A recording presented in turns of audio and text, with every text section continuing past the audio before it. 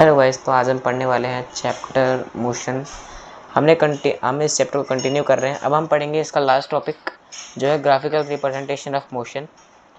Graphical representation of motion का क्या मतलब है कि हम जो मोशन है उसको ग्राफ पे रिप्रेजेंट करेंगे।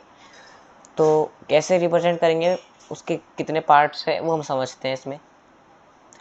Graphs provide a convenient method to present basic information. Graph हम पहले ग्राफ पेपर मिल सकता है हमें इसको बनाने के लिए। इसके पहले तो दो टाइप्स होते हैं, एक होता है डिस्टेंस टाइम ग्राफ एंड दूसरा होता है वेलोसिटी टाइम ग्राफ। तो डिस्टेंस टाइम ग्राफ में होता है डिस्टेंस और टाइम को हम अपने ग्राफ पे रिप्रेजेंट करते हैं।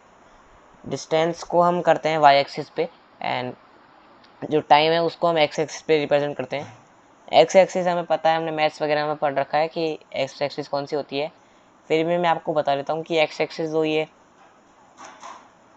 लाइन है जो जिस पे 0, 20, 40, 60 लिखा है वो तो हमारी है टाइम की लाइन, एंड जो 0, 10, 20, 30, 40 वाली लाइन है वो डिस्टेंस की है। अभी इसमें यूनिफॉर्म मोशन चल रहा है क्योंकि एकदम स्ट्रेट लाइन है। जब स्ट्रेट लाइन होती है ग्राफ के अंदर तो वो यूनिफॉर्म मोशन होता है, और जब लाइन कैसी कर्व हो जाती है, कहीं से भी चेंज होती है, ऊपर नीचे होती है, तो उससे हम कहते हैं नॉन यूनिफॉर्म। यूनिफॉर्म के अंदर कहाँ गया, हाँ, यूनिफॉर्म के अंदर जो डिस्टेंस है वो पर यूनिट टाइम से बढ़ेगी। जैसे अगर डिस्टेंस बढ़ रही है 10 तो टाइम भी 10 ही होगा, इस टाइप से बढ़ती है।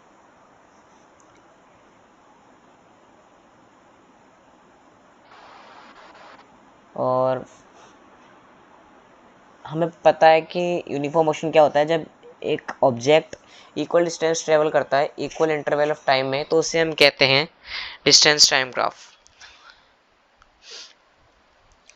The distance of the object is directly proportional to time taken. जो डिस्टेंस है वो टाइम पे डिपेंड करती है कि हम कितनी देर में डिस्टेंस कितनी ट्रेवल कर रहे हैं, टाइम पे डिपेंड करती है वो। तो ये हमने समझ लिया कि कहाँ पर कौन सी लाइन होगी। अब इसके बाद हम पढ़ते हैं इसका डिस्टेंस टाइम ग्राफ का थर्ड पैराग्राफ। उसके अंदर जो लिखा है, हमें ग्राफ बनाना सिखाया गया है।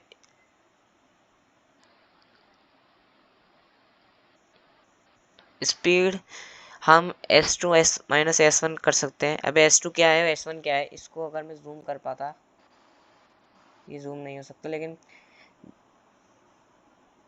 डिस्टेंस और जो ये है टाइम ग्राफ के अंदर हम स्पीड को s2 माइनस s1 भी लिख सकते हैं और अपॉन में t2 माइनस t1। अगर हमें स्पीड निकालनी है तो हमारा फॉर्मूला क्या होता है, total distance upon total time. तो हम डिस्टेंस को सब्ट्रैक्ट करेंगे और अपॉन में टाइम रखेंगे, वही फॉर्मूला लगेगा मतलब, और इसको सब्ट्रैक्ट करने के बाद हमारी स्पीड निकल जाएगी। तो ये ज़्यादा इंपॉर्टेंट है नहीं। इसके बाद डिस्टेंस ट्रेवल है। अब इसमें देखो, आप खुद देख सकते हो कि 0 सेकंड में 0 था, 2 सेकंड में 1 है, 4 सेकंड में 4, 6 सेकंड में 9, 8 सेकंड में 8, 16, 10 सेकंड में 25, 12 में 36। यानी कि ये यूनिफॉर्म मोशन तो नहीं है,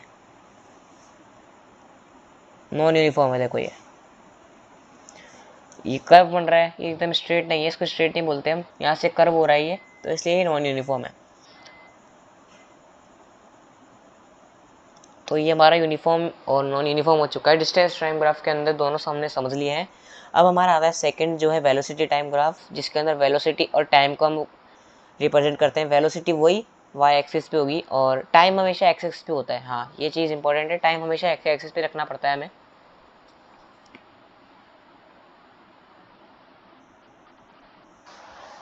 velocity time graph for uniform motion of A car.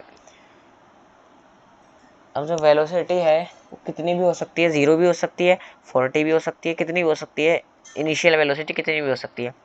तो इसमें इनिशियल वेलोसिटी 40 थी और ये कांस्टेंट है, मतलब हर सेकंड में 40 है।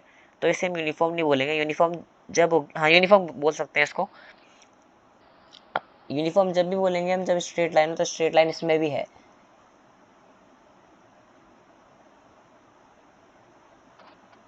तो हमने समझ लिया इसको। अब इसके बाद जो आता है, we know that the product of velocity time give displacement, velocity और इनटू टाइम डिस्प्लेसमेंट देता है अपन को, वो हमें पता है। इसमें हमारा कुछ इंपॉर्टेंट है नहीं इस पेज पर। अब मैं सेकंड पेज से देखता हूँ।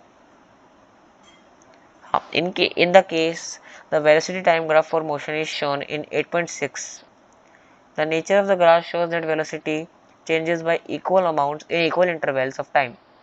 Thus, for all uniformly accelerated motion, the velocity time graph is a straight line. अब इसमें यूनिफॉर्म एक्सेलरेशन हो रहा है। पहले यूनिफॉर्म स्पीड थी, मतलब जो स्पीड थी वो कांस्टेंट थी, लेकिन इसके अंदर यूनिफॉर्म एक्सेलरेशन है, मतलब एक्सेलरेशन टाइम के साथ साथ इक्वल इंटरवल ऑफ टाइम में बढ़ रहा है। 5 सेकंड में 10 है, वो 10 सेकंड में 20 है, 15 में 25 है, 20 में 30 है, तो इस टाइप से बढ़ रहा है। तो इसे हम यूनिफॉर्म एक्सेलरेशन कहते हैं। You can also determine the distance moved by car from its velocity time graph. हम वेलोसिटी टाइम ग्राफ से डिस्टेंस भी देख सकते हैं। अब कैसे देख सकते हैं वो देखते हैं अपन। Magnitude of displacement moved by the car is given interval of time. If the car is moving with the uniform velocity the distance travelled by would be depended by the area of ABCD। अच्छा, तो हम इसके अंदर जैसे कि आप देख सकते हो, इसमें वेलोसिटी को हम वेलोसिटी टाइम ग्राफ के अंदर हम शेप बनाएंगे। यूनिफॉर्म एक्सेलरेशन के अंदर रेक्टेंगल हमने स्क्वायर बनाया है, उसका हम अगर एरिया निकालते हैं तो हमारा मैग्नीट्यूड ऑफ वेलोसिटी आ जाएगा, और उसको हम मल्टीप्लाई कर लेंगे हमारे उसको अपन मल्टीप्लाई कर लेंगे हमारे वेलोसिटी से, और फिर हमारा अपना जो वो है डिस्प्लेसमेंट वो आ जाएगा। और डिस्प्लेसमेंट डिस्टेंस अलग अलग है, लेकिन डिस्प्लेसमेंट निकल जाएगी क्योंकि वेलोसिटी में डिस्प्लेसमेंट निकलती है। तो इसके बाद हमारा नॉन यूनिफॉर्म के लिए अपन डिस्टेंस निकालना थोड़ा मुश्किल है, इसमें हमें बताया नहीं है नॉन यूनिफॉर्म के लिए। तो ये हमारा कंप्लीट होता है ग्राफिकल रिप्रेजेंटेशन, और इसी से हमारा पूरा चैप्टर भी कंप्लीट होता है। मैंने आपको इक्वेशन ऑफ मोशन समझा दिया था, याद करने के लिए बोला था, और हमने याद कर लिया है इसको। हमने ग्राफिकल रिप्रेजेंटेशन समझ लिया है, ये भी कंप्लीट है। इसका हमने क्वेश्चन भी कर लिया था। तो हमारा लास्ट टॉपिक है uniform circular motion when the velocity. तो ये यूनिफॉर्म सर्कुलर मोशन, इसमें सर्कुलर मोशन चलता है जो कि यूनिफॉर्म है, बस यही है, इसमें ज़्यादा हार्ड नहीं है ये।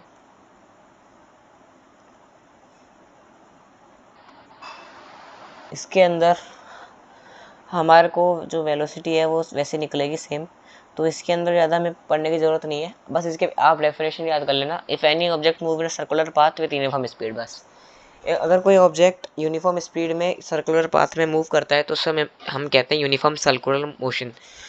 तो यहाँ से हमारा चैप्टर कंप्लीट होता है मोशन। अगर इस चैप्टर में आपको कोई भी डाउट हो तो मुझे कमेंट सेक्शन में ज़रूर पूछना। Thank you.